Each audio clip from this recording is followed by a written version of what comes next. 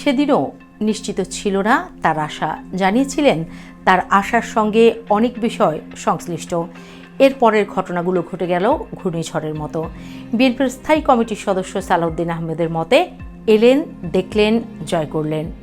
18 কোটি মানুষের এই দেশে হাতে গোনা কিছু মানুষ বাদে সবাই খুশি তার আগমনে। প্রিয় নেতাকে এক পলক দেখতে ঢাকা শহর তো বটেই, দূর দূরান্ত থেকে প্রায় কোটি খানেক মানুষ ঠাঁই নিল রাজধানীর বুকে। মার্টিন লুথার কিংয়ের অনুকরণেই জানালেন তার বিশেষ পরিকল্পনা আছে। কি পরিকল্পনা সে তো সময়ই বলে দেবে। রয়টার্সের ভাষ্যমতে বাংলাদেশের ভবিষ্যৎ প্রধানমন্ত্রীকে ঘিরে দুনিয়ার পরিকল্পনা তলে তলে করে ফেলছে চীন। কি সেই পরিকল্পনা, চলুন শোনা যাক।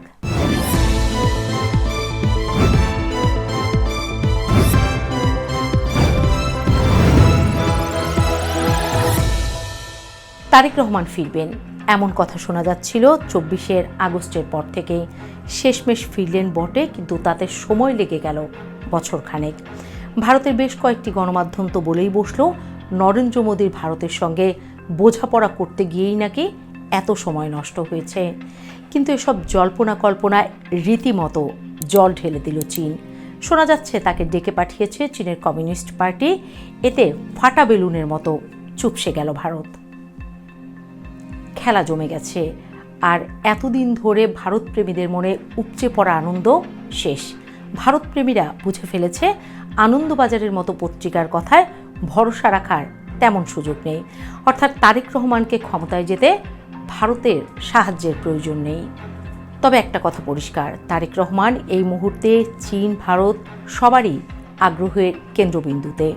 বিশ্লেষকরা অবশ্য মনে করছেন এই মুহূর্তে শুধু চীন, ভারত নয়, পুরো বিশ্বই এখন তারেক রহমানের দিকে তাকিয়ে। আন্তর্জাতিক অঙ্গন ডক্টর ইউনূসের উপর থেকে ভরসা হারিয়ে ফেলেছিল অনেক দিন ধরেই। এমনকি পত্রপত্রিকা মারফত এও জানা গেছে যে বড় বড় আন্তর্জাতিক সংগঠনগুলো আওয়ামী লীগকে নির্বাচনে নিতে চাপ দিচ্ছিল ডক্টর ইউনূসকে।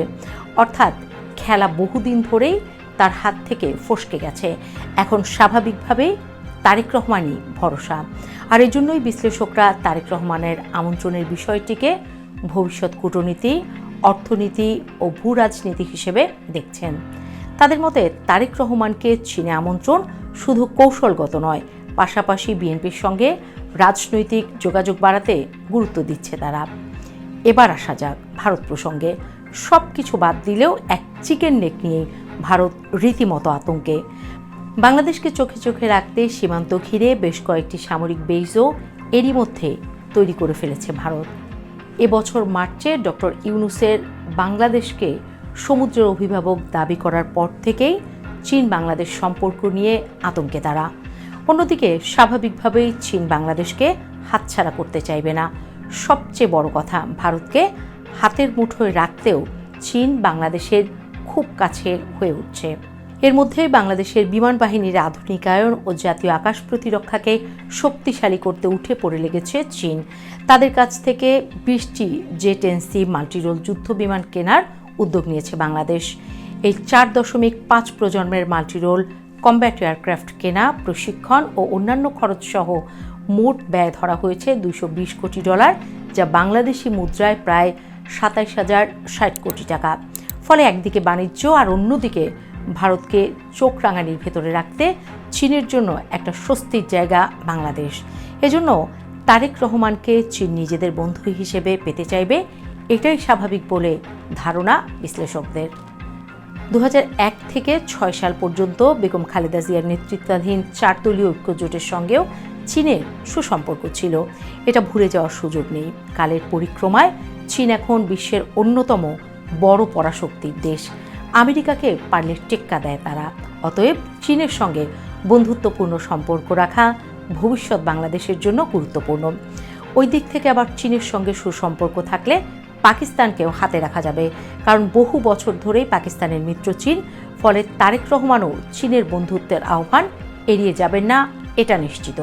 তবে 17 বছর নির্বাসিত জীবন কাটানোর পর যেভাবে সাধারণ মানুষ তারেক রহমানকে স্বাগত জানিয়েছে, তাতে এই তারেক রহমানকে ঘিরেই বাংলাদেশের নতুন ইতিহাস রচনা হতে যাচ্ছে, এটা এখন নিশ্চিত।